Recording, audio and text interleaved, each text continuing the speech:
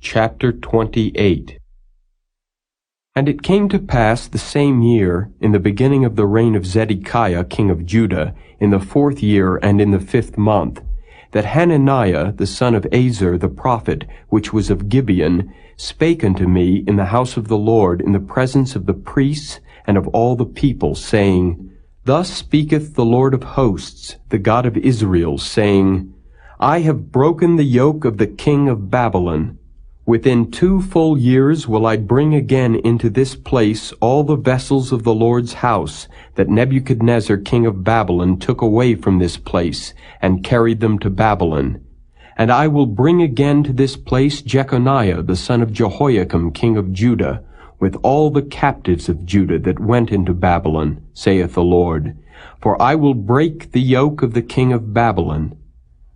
Then the prophet Jeremiah said unto the prophet Hananiah in the presence of the priests and in the presence of all the people that stood in the house of the Lord, even the prophet Jeremiah said, Amen. The Lord do so. The Lord perform thy words which thou hast prophesied, to bring again the vessels of the Lord's house, and all that is carried away captive from Babylon into this place. Nevertheless, hear thou now this word that I speak in thine ears, and in the ears of all the people.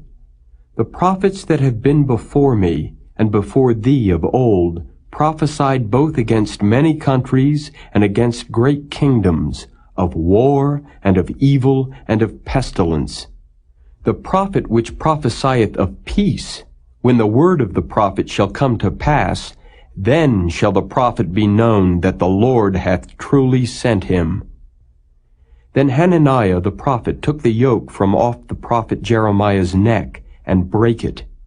And Hananiah spake in the presence of all the people, saying, Thus saith the Lord, Even so will I break the yoke of Nebuchadnezzar king of Babylon from the neck of all nations within the space of 2 full years.